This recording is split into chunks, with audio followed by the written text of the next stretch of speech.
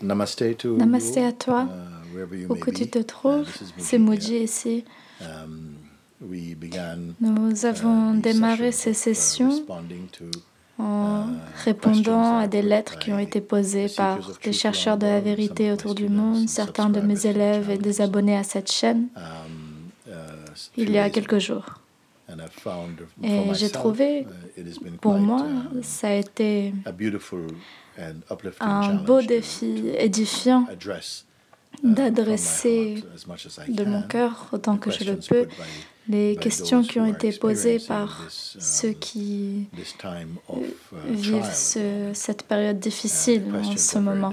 Les questions sont très diverses et viennent de différents niveaux et maturité de conscience et de maturité spirituelle. J'espère que chacun trouvera quelque chose dans chaque question et dans les réponses, quelque chose qu'ils peuvent comprendre. Merci, merci de te joindre à nous.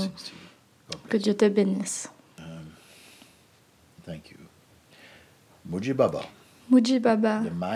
le mental dit que je devrais être en train de faire plus et d'être d'un plus grand service en ce moment. Que de simplement être n'est pas assez. J'observe ces pensées et je sais qu'elles ne sont pas vraies. Mais elles continuent de surgir. Pourrais-tu éclairer cela à la lumière de la vérité, une fois pour toutes? Merci, amour et grâce. Michael. Ok, donc le mental dit que je devrais être en train d'en faire plus et d'être d'un plus grand service en ce moment. Nous sommes tous familiers avec le fonctionnement du mental. Nous savons tous que beaucoup de choses qu'il dit ne sont pas vraies et que souvent il nous incite à l'inquiétude, à la panique, à la peur et à agir rapidement. Et je sens que si nous y prêtons vraiment attention, nous trouverons que très souvent le mental nous amène dans des situations de stress ou d'excitation plutôt que de dire des paroles de sagesse.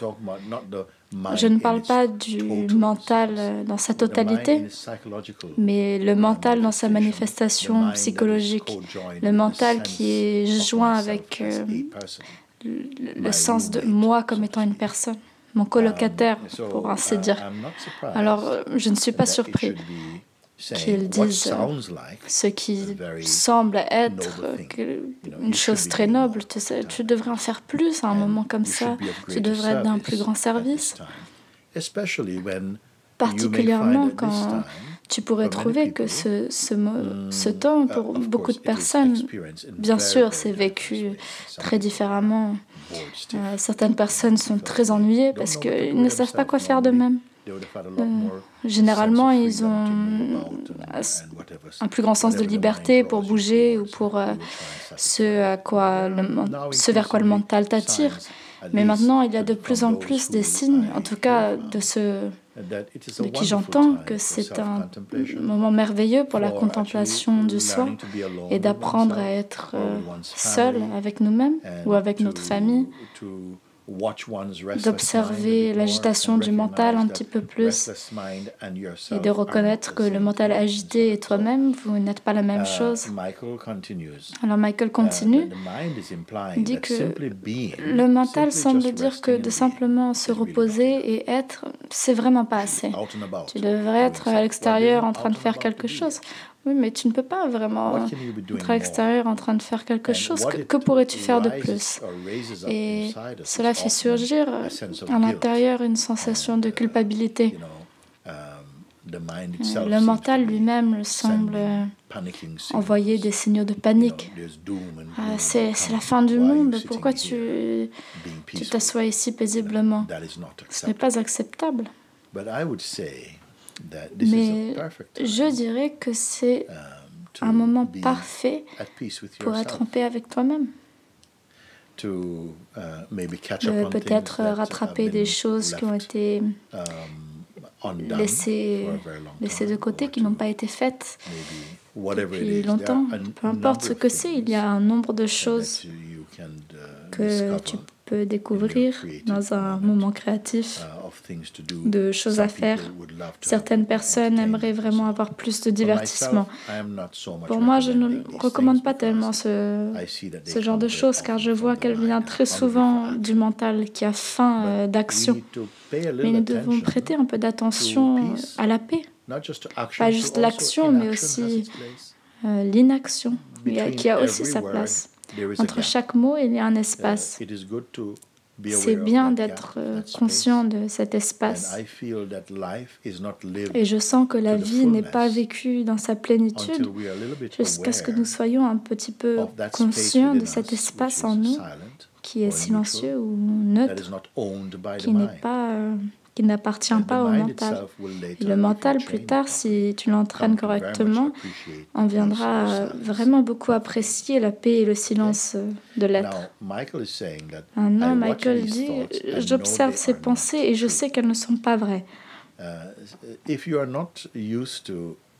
Si tu n'as pas l'habitude d'observer le fonctionnement de ton mental, de ton être, de tes émotions, je dis de les observer avec détachement, parce que je sens que c'est un exercice très utile.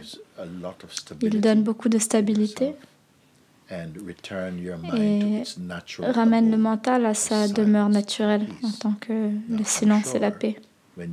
Et je suis sûre que lorsque tu fais l'expérience, tu ne te plaindrais pas, tu ne voudrais pas repousser cela. En fait, le monde a faim de ce silence, de cette sensation de paix intérieure. Maintenant, il ne faut pas me comprendre, je ne parle pas d'apathie, je parle de paix. Et si tu n'as pas de paix dans ton cœur, dans ton mental, tu ne seras pas une personne saine. Alors c'est un facteur très important que les êtres humains soient plus paisibles, reposés. La paix et le contentement, ils vont ensemble.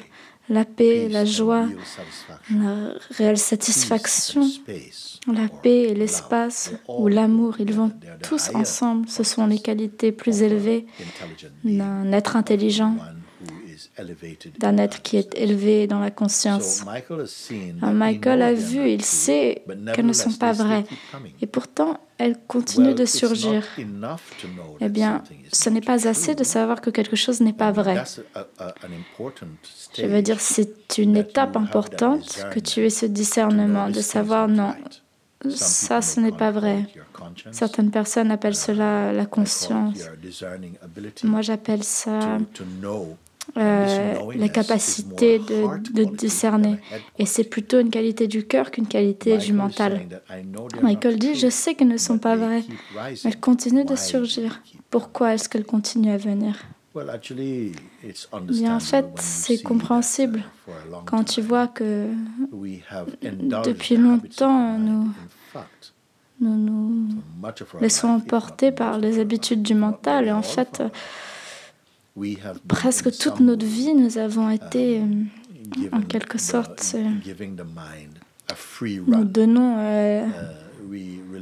nous laissons le mental courir libre, nous nous associons au mental comme si c'était la plénitude de ce que nous sommes. Et dans des moments comme cela, où on est obligé de passer du temps tout seul, on ne sait pas quoi faire. Parce que la plupart du temps, pour beaucoup de personnes, ils dépendent de leur mental pour avoir le bon divertissement ou pour chercher le divertissement. Il y a peu de gens qui semblent donner beaucoup d'attention au fait de simplement être silencieux et de contempler. Contempler, ce n'est pas la même chose que de réfléchir. Contempler, c'est de focaliser son attention sur le silence naturel de l'être. Maintenant, je peux utiliser des mots ici qui sont synonymes au silence de l'être. Parfois, vous m'entendrez parler du vide. Et ces choses ne sont pas généralement n'ont pas beaucoup de valeur dans notre vie très rapide. La paix, le silence, l'ouverture, l'acceptation. Est-ce qu'on s'habitue à ces mots dans notre vie? Je n'espère pas que ce soit redondant parce qu'ils sont synonymes avec une vibration plus élevée de la vie. Alors, nous entretenons parfois à travers de mauvaises habitudes. Le mental est souvent celui qui décide, qui projette des idées, on les suit, on court après, il te promet l'amusement, l'excitation, mais il ne peut pas te donner la joie, le contentement. Cela est un état de l'être intérieur et pour cela, il faut une dévotion d'énergie, une volonté de regarder à l'intérieur, peut-être un guide ou quelqu'un qui a plus d'expérience par rapport à la vie intérieure pour te guider et découvrir comment ça va être vécu dans ta propre existence. Donc pour cette raison, certaines personnes, bien sûr, en savent un petit peu. Ce n'est pas juste le coronavirus qui révèle cela. Bien sûr, cela contribue au besoin de regarder à l'intérieur. Mais beaucoup de personnes, lorsqu'ils vont au lit le soir, ils trouvent qu'ils ne sont pas capables d'éteindre le mental. Il y a juste plein de choses qui viennent, des choses très spontané, sporadique. Et tu sauras, juste lorsque je parle, ce n'est pas un état très élevé. Et je suis sûre que tu bénéficieras énormément d'un mental calme et paisible. Maintenant, il demande, peux-tu éclairer cela à la lumière de la vérité, une fois pour toutes? Merci, amour et grâce, Michael. Ce que j'aimerais dire, pas juste à Michael, mais à n'importe qui peut s'associer à ce que Michael dit. Et peut-être que j'aurais dû commencer cette session pour un petit peu donner la bonne énergie. C'est important que nous ne disions pas seulement des choses qui semblent vraies, mais qui vous aideront à reconnaître et à découvrir cet état dans votre expérience. Et pour cela, je dirais qu'un exercice simple, et de la même manière que je suis assis ici et tu es assis, peu importe où tu es, peut-être tu es allongé. Si je te demandais de simplement laisser de côté toutes les pensées ou les préoccupations qui viennent dans l'espace du mental. Elles viennent, mais n'y donnent pas d'attention. De la même façon que tu entends tes voisins, peut-être ils se disputent, mais tu n'as pas besoin d'écouter ce qu'ils disent. De la même manière, le mental peut venir et tu en es conscient, mais ce n'est pas toi. Alors les pensées, et j'ajouterai à cela les sensations, les émotions, tout cela, ce sont des vagues. Ce sont presque comme des nuages qui flottent dans le ciel immuable. Toutes les vagues à la surface de l'océan, elles viennent et elles s'en vont. D'où est-ce qu'elles viennent? En fait, si tu prêtes attention, elles viennent de nulle part. Et elles retournent nulle part. Elles se dissouent. Si tu les laisses. Ce qui se passe souvent, c'est que lorsque les pensées viennent, certaines pensées en particulier, lorsque tu sens que tu as une relation, un intérêt dans ces pensées, eh bien on leur donne de l'attention et puis ça devient...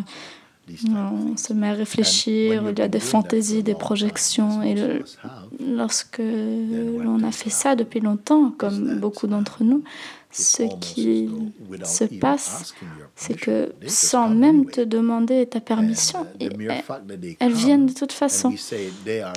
Et le fait qu'elles viennent, on dit « elles me dérangent ». Mais en fait, les pensées apparaissent dans celles qui apparaissent dans votre espace du mental ne te dérangent pas. Tu te sens dérangé parce que tu sens que tu ne les veux pas.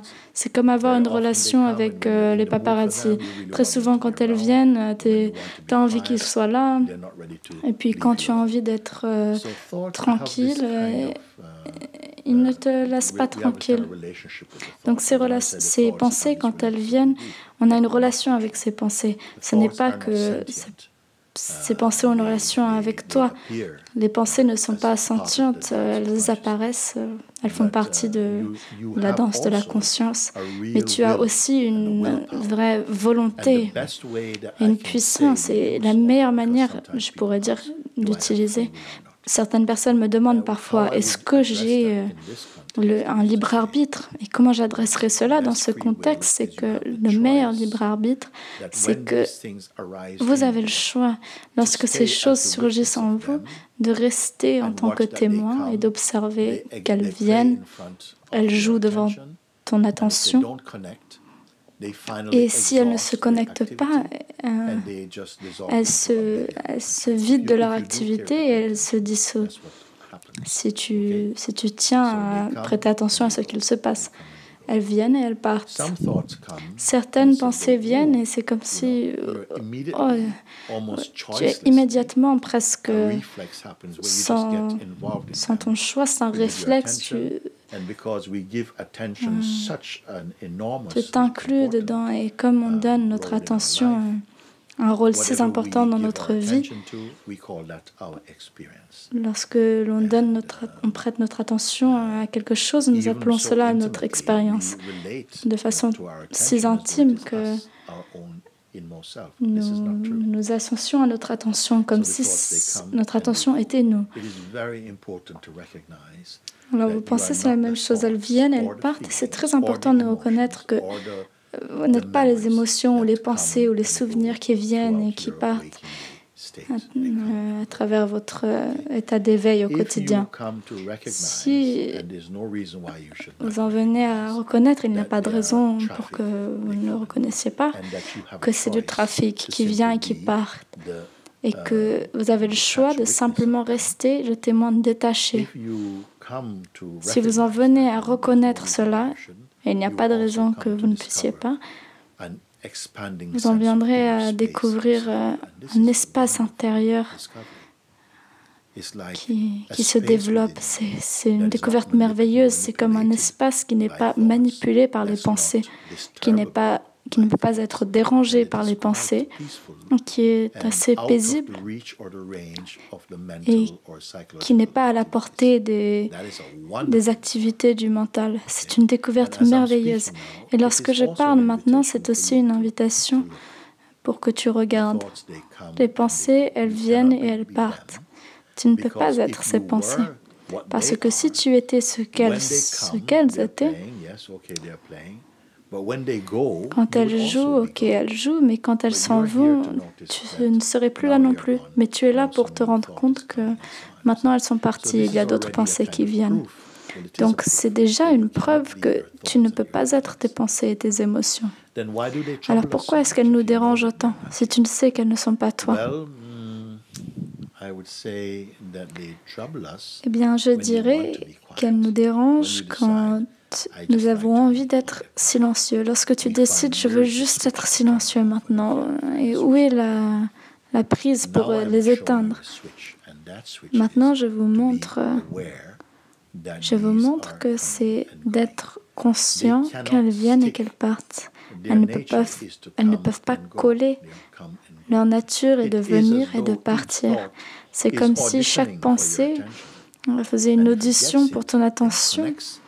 Et si elle l'attrape, eh bien, il y a une relation qui se passe et elles prennent vie venant de ton attachement à ces pensées. Et ça arrive tellement vite.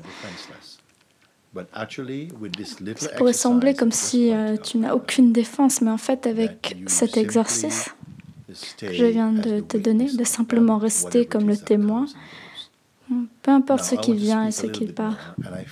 Je voudrais en dire un peu plus et je te dirai que ce que je partage avec toi maintenant, cela sera toujours très très important pour toutes les questions qui sont posées et toutes mes réponses que je donnerai.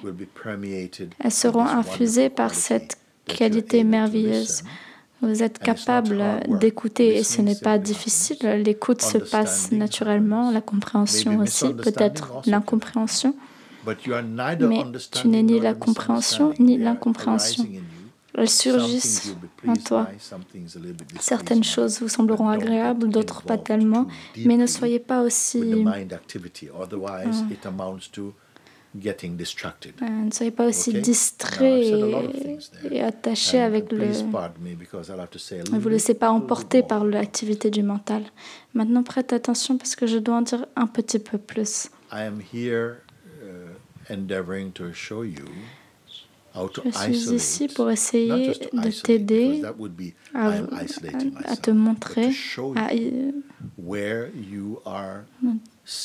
là où tu es séparé ou différent du trafic des pensées, des sensations, des croyances, des projections, des attachements, qui sont une fontaine qui continue,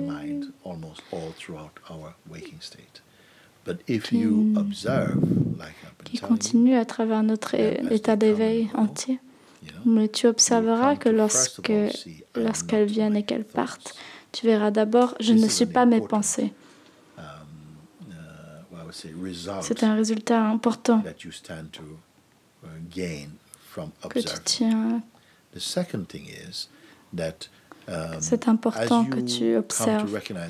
Et la deuxième chose, c'est que lorsque tu te mets à te rendre compte que je ne suis pas mes pensées, l'énergie ne se perd pas aussi rapidement.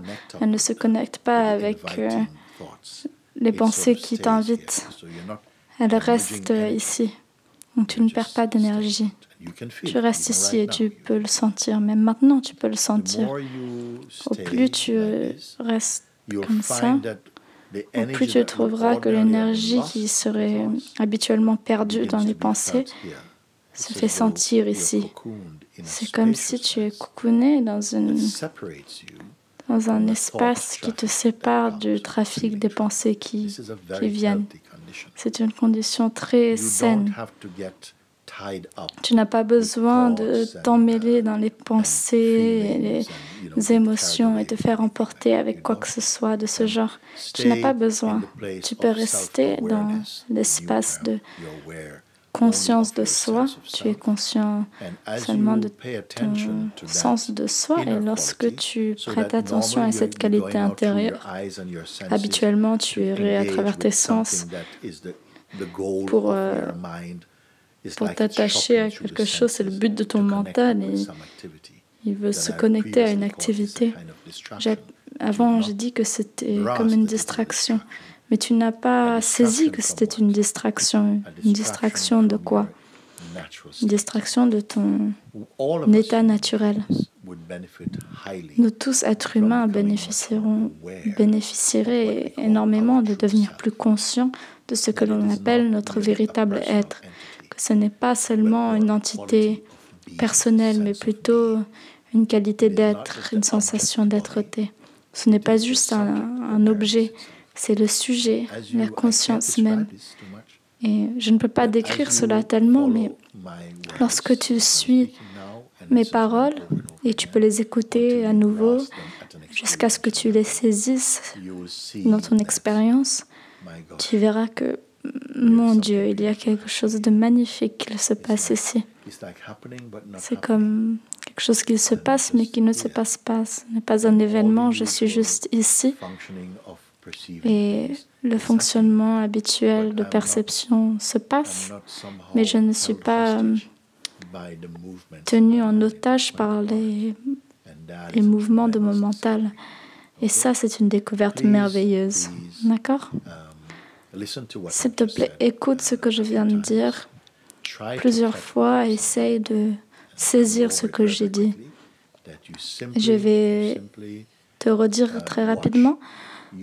que tu observes simplement, tu trouveras peut-être qu'au début, lorsque tu essayes d'observer le mouvement du mental, tu trouveras peut-être que je ne peux pas le faire parce qu'aussitôt que le mental dit « Coucou, tu es emporté ». Cela est dû aux habitudes, mais c'est aussi dû au fait que nous n'avons pas pratiqué cette observation avec détachement du mental. Mais commence et n'abandonne pas trop vite. Continue à observer. Observe ce qui surgit dans le mental ou les émotions et comment ça devient très rapidement comme une pièce de théâtre et l'attention est attirée et ça devient ton expérience. Mais je te demande d'être conscient de cela, mais ne t'enregistre pas pour garder ta neutralité. Et lorsque tu fais cela, tu en viens à voir, à confirmer quelque chose qui est vraiment vrai. Tu n'es pas tes pensées, tu n'es pas tes émotions. N'aie pas peur de cela. Tu continueras à découvrir des choses de plus en plus merveilleuses. Elles viennent et elles partent dans ta présence. Tu es l'observateur de cela. Au plus tu deviens clair là-dessus, graduellement l'énergie qui est habituellement perdue dans le trafic, qui s'emporte dans les pensées, elle commence à résonner ici, là où ta vision est. Tu te sentiras comme coucouné dans un silence merveilleux. N'essaye pas d'utiliser ton mental pour comprendre quoi que ce soit, sois simplement conscient pour le moment et profite. Et tu trouveras peut-être naturellement que tu auras envie de faire ça de plus en plus, parce que tu sentiras beaucoup de liberté qui émerge en toi, plus d'espace intérieur. Maintenant, une des maladies modernes, c'est le manque d'espace intérieur. Et cela est dû à la mauvaise habitude de surutiliser le mental. Et lorsque tu commences à observer, tu verras que naturellement, il y aura plus de paix et d'espace. Et je ne veux pas t'en dire plus, tu verras que c'est une découverte merveilleuse.